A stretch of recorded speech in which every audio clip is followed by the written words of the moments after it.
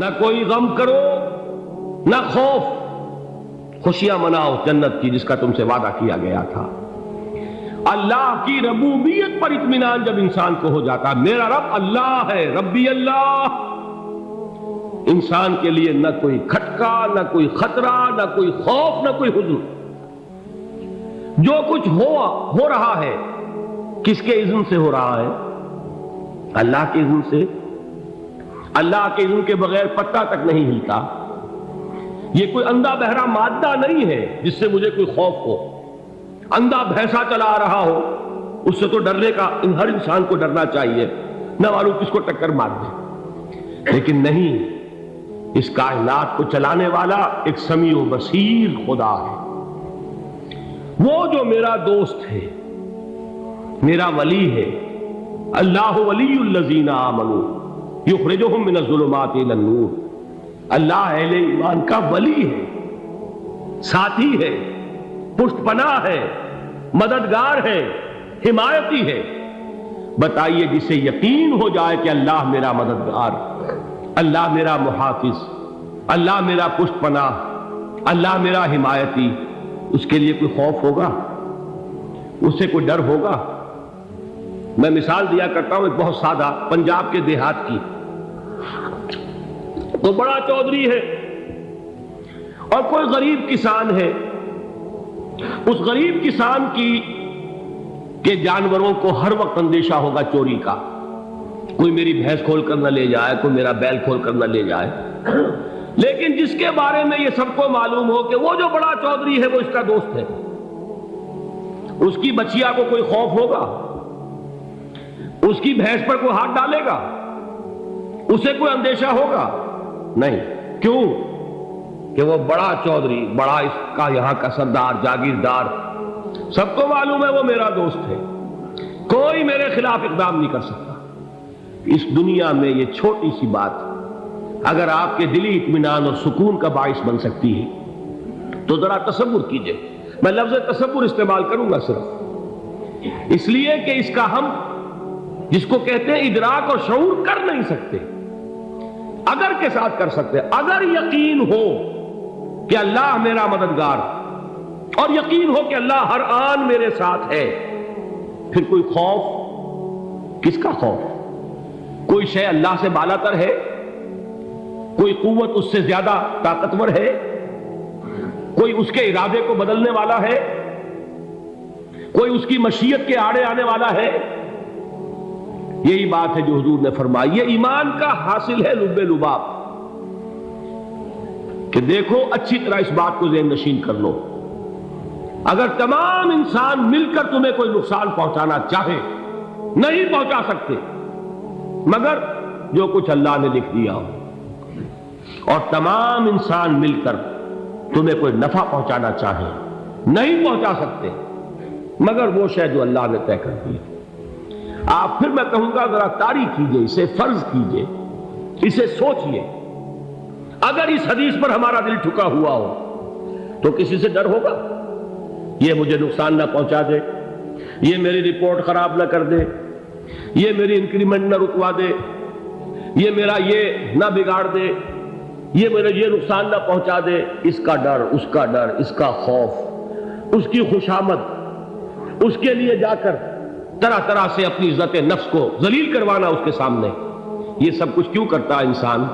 جب سمجھتا ہے کہ اس کے ہاتھ میں میرا کوئی نفع ہے، اس کے ہاتھ میں میرے لیے کوئی ضرر ہے، یہ مجھے کوئی غضب پہنچا سکتا ہے، یہ مجھے کوئی نقصان پہنچا سکتا ہے، یہ میرا کوئی کام بنا سکتا ہے، یہ میری کوئی ضرورت پوری کر سکتا ہے، اسی کا نام شرک ہے۔ جہاں آپ نے یہ سمجھا کہ غیر اللہ کے اندر کوئی طاقت موجود ہے، وہی شرک ہے۔ بتوں سے تجھ کو امیدیں، خدا سے نو امیدی، مجھے بتا تو صحیح اور کافری کیا ہے؟ شرک تو یہ ہے۔ جس پر بھی تمہیں یہ خیال ہے، کلمہ ہے یہ کلمہ سوم، لا حول ولا قوت الا باللہ، ذرا اس پر دل کو کبھی اگر آپ تصور کریں، پھر فرض کریں، دل ٹھک جائے اس پر، کوئی طاقت نہیں۔ یہی بات تھی جو شیخ عبد القادر جیلانی رحمۃ اللہ علیہ نے اپنی وصیت میں اپنے بچے سے کہی۔ 11ویں دینے والے ہیں، لیکن حضرت شیخ عبد القادر جیلانی کی وصیت اور تعلیمات کو کتنے لوگ ہیں تم جانتے ہو؟ یہ جن مقامات تک پہنچے ہیں وہ کس چیز کی بدولت پہنچے؟ انہوں نے جو پیغام دیا وہ کیا تھا؟ اے میرے بچے، جس طریقے سے قرآن مجید میں حضرت لقمان کی نصیحتیں جو ہے نقل کر دی گئی ہیں، میں یہ عرض کروں گا بالفرض اگر قرآن حضرت عبد القادر جیلانی کے بعد نازل ہوا ہوتا تو شیخ عبد القادر کی یہ نصیحتیں بھی قرآن میں درج ہوتی۔ اتنی اونچی نصیحتیں ہیں۔ اے میرے بچے، اس حقیقت کو ذہن نشین کر لے، لا فاعل فی الحقیقت ولا مؤثر الا اللہ۔ اس کائنات میں نہ کوئی فاعل حقیقی ہے نہ مؤثر حقیقی ہے سوائے اللہ۔ کسی شے میں کوئی تاثیر نہیں اگر اللہ نہ چاہے۔ آگ جلا نہیں سکتی اگر اللہ نہ چاہے، پانی ڈبو نہیں سکتا اگر اللہ نہ چاہے، زہر ہلاک نہیں کر سکتا اگر اللہ نہ چاہے، کوئی چیز فائدہ نہیں پہنچا سکتی اگر اللہ نہ چاہے۔ تو در در پہ کیوں سر جھکاتے ہو؟ در در پر کیوں جبیں سائی کرتے ہو؟ سب کے سامنے کیوں ہاتھ پھیلاتے ہو؟ ایک اللہ سے مانگو، ایک اللہ کے سامنے زمین پر اپنی جبین رکھو۔ لا فاعل فی الحقیقت ولا مؤثر الا اللہ۔ نظر آتا ہے ہمیں کہ پانی پیاس بجھا دیتا ہے، پیاس بجھانے کی صلاحیت پانی میں نہیں ہے، اللہ کے اذن سے۔ کھانا بھوک مٹا دیتا ہے، بھوک مٹانے کی صلاحیت کھانے میں نہیں ہے، اذن رب میں۔ دیکھیے یہی یقین تھا حضرت موسیٰ علیہ السلام کا واقعہ یاد کیجئے۔ سامنے سمندر آ گیا ہے، قوم دیکھتی ہے پیچھے کہ گرد و غبار کا طوفان، معلوم ہوا کہ فرعون اپنے لشکر سمیت آ گیا۔ لشکر جب چلتا تھا تیز رفتاری کے ساتھ تو گرد و غبار کا جو طوفان اٹھتا تھا اس کا تصور کیجیے، اور لمحہ بلمحہ وہ قریب آ رہا ہے۔ پوری قوم نے کیا کہا؟ اے موسیٰ انا لمدرکون، اے موسیٰ ہم کو پکڑے گئے۔ قرآن مجید نے تو یہاں وہ باتیں نہیں لکھی ہیں، لیکن تورات میں یہ درج ہے کہ بنی اسرائیل جھگڑنے لگے، دست و گریبان ہو گئے موسیٰ کے ساتھ۔ موسیٰ ہمیں یہاں مروایا لا کر، اس سے تو ہم ہی بہتر تھے، وہاں کھانے کو ملتا تھا، زندگی تو تھی، بیگار ہم کر رہے تھے، موت تو نہیں تھی۔ اب جو کچھ ہوگا اس کا تصور کرو، جس طریقے سے ہمارے ٹکڑے اڑائے جائیں گے۔ تو لڑ رہے ہیں حضرت موسیٰ علیہ السلام سے۔ یہ تورات کی تفصیل ہے، قرآن میں صرف اتنا آیا ہے، پریشان ہو کر انہوں نے کہا انا لمدرکون، موسیٰ ہم کو پکڑے گئے۔ اس وقت موسیٰ کا جواب کیا ہے؟ کلا ان معی ربی سیہدین، نہیں، میرے ساتھ میرا رب ہے، وہ راستہ دے گا۔ بتائیے کہاں راستہ نظر آ رہا ہے؟ یہ ہے ایمان بالغیب۔ راستہ نظر نہ آئے تب اللہ پر یقین ایمان ہے۔ جیب میں پیسے ہوں اور تب دل کو اطمینان ہے تو ایمان کس پر ہوا؟ پیسے پر، اللہ پر نہیں۔ جب وسائل و ذرائع نہ ہو اور پھر یقین ہو کہ اللہ مسبب الاسباب ہے، وہ اسباب کا پابند نہیں ہے، وہ اسباب کا محتاج نہیں ہے، اسباب اس کے محتاج ہے۔ اگر یہ یقین ہے تو اللہ پر ایمان ہے، یہ نہیں ہے تو تمہارا ایمان اسباب پر ہے، وسائل پر ہے، ذرائع پر ہے، مادیات پر ہے، اللہ پر نہیں۔ اس وقت کہاں راستہ تھا؟ کوئی راستہ تھا؟ سمندر ہے اور ادھر سے لشکر آ گیا ہے۔ کلا ان معی ربی سیہدین۔ اب دیکھیے ایمان کہہ دینا آسان ہے، ہوا معکم اینما کنتم، جہاں کہیں بھی تم ہوتے ہو اللہ تمہارے ساتھ ہوتا ہے، لیکن اس کا یقین قائم ہو جائے تو زمین و آسمان کا فرق واقع ہو جائے۔ یہی بات ہوئی حضور کے ساتھ۔ غار ہے، چھپے ہوئے ہیں محمد رسول اللہ اور آپ کے وہ یار غار ابو بکر صدیق رضی اللہ تعالی عنہ۔ اقبال نے حضرت ابو بکر کی شان میں چند اشعار کہے صرف، لیکن واقعہ یہ ہے کہ بھاری بھاری نظموں پر اور قصیدوں پر بھاری ہے، طویل ترین نظمیں اور قصیدے ہوں ان پر بھاری ہے۔ ہمتیں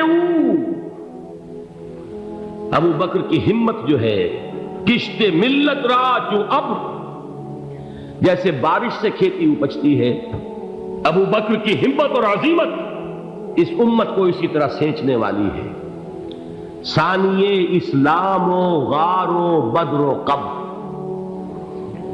وہ دوسرے تھے اسلام میں، دوسرے پہلے کون تھے؟ انا اول المومنین، حضور فرماتے سب سے پہلا ایمان لانے والا میں، دوسرے ابو بکر۔ ویسے ہمارے ہاں یہ چلتا ہے اختلاف، حضرت علی پہلے ہیں کہ حضرت ابو بکر پہلے ہیں، لیکن اس میں بڑی خوبصورت تطبیق قائم کی ہے علماء نے، اور بہت صحیح ہے۔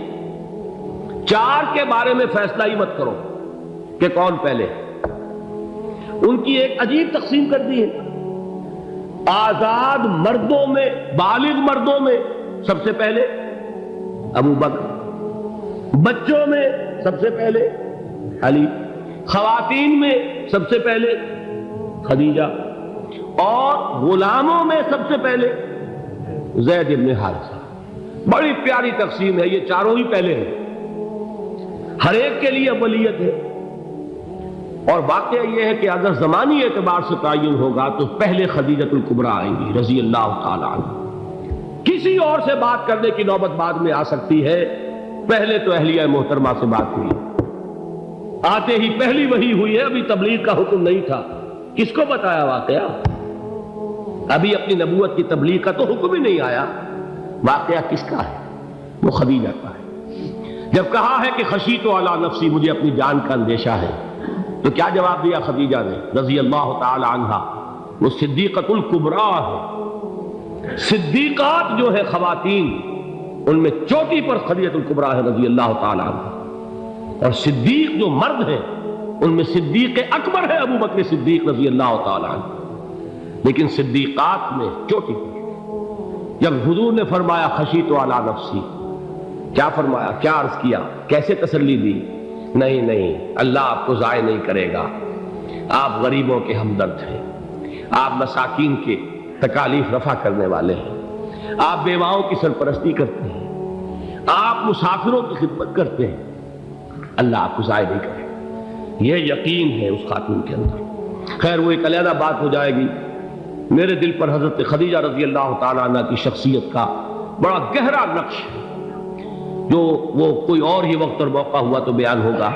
بہرحال اقبال نے ایک مصرے میں جو چار اولیتیں جمع کر دی ہیں، ہمتیں او کشت امت را چو ابر، ثانی اسلام و غار و بدر و قبر۔ اسلام میں حضور کے بعد پہلے کون؟ ابو بکر۔ غار میں حضور کے ساتھ کون؟ ابو بکر۔ بدر کی رات اللہ کا رسول سر بسجود، وہ جھاڑ، وہ گھاس پھوس کی جو جھوپڑی بنائی گئی تھی، اور وہاں تلوار ننگی لے کر پہرا دینے والا کون؟ ابو بکر۔ اور اس حجرہ عائشہ میں محمد کے بعد سب سے پہلے دفن ہونے والا کون؟ ابو بکر رضی اللہ تعالی عنہ وصلی اللہ علیہ وسلم۔ وہ جو معاملہ میں سنا رہا تھا غار ثور کا، حضرت ابو بکر بھی حضور کے خیال سے لرز گئے ہیں۔ آپ کو یاد ہوگا کہ جا کر پہلے تمام جتنے سوراخ تھے انہیں بند کیا ہے، ایک سوراخ رہ گیا تھا جس کو بند کرنے کے لیے کوئی کپڑا نہیں تھا، وہاں اپنی ایڑی رکھی ہے، تب کہا ہے حضور سے تشریف لائیے، اور اپنے زانو پر حضور کو لٹایا ہے، اور وہاں کسی موذی جانور نے کاٹا ہے، حضور کی آنکھ لگ گئی تھی، اس وقت اس بل کے اندر جو بھی بچھو ہے کیا ہے واللہ عالم، اس نے کاٹا ہے، اس کی تکلیف کی وجہ سے ابو بکر کی آنکھوں سے آنسو ٹپک گئے، حضور کے چہرے مبارک پر پڑے ہیں، تو حضور جاگے ہیں، معاملہ کیا ہے؟ ایڑی نہیں ہٹائی وہاں سے، مبادا وہ جانور وہاں سے نکل کر محمد الرسول اللہ کو کوئی گزن پہنچا دے، ابو بکر کی ایڑی ہے، جس طرح چاہے کھا لے، ختم کر دے، جان نکل جائے تب کوئی آنچ آئے، محمد پر تو آئے، لیکن جیتے جی نہیں۔ وہ ہے ابو بکر۔ حضور کے خیال سے اس وقت حضور نے پھر اپنا لعاب دہن لگایا ہے، اور اس سے پھر آپ کی تکلیف ختم ہوئی۔ جیسے خیبر میں حضرت علی کی آنکھ دکھ رہی تھی، اس کو جو شفا حاصل ہوئی ہے وہ بھی حضور کے لعاب دہن سے ہوئی۔ تو بہرحال اس وقت انہوں نے کہا ہے کہ اے نبی یا رسول اللہ، اگر اس وقت ان میں سے کسی نے غیر ارادی طور پر بھی اپنے قدموں کی طرف جھانک لیا تو پکڑے جائیں، کیا جواب تھا اللہ کے رسول کا؟ لا تحزن ان اللہ معنا، اللہ ہمارے ساتھ ہے، کیوں گھبراتے ہو ابو بکر؟ یہ ہے ایمان باللہ، میرا مالک اللہ، میرا رازق اللہ، میرا محافظ اللہ، میرا مددگار اللہ، میرا پشت پناہ اللہ، میرا دوست اللہ۔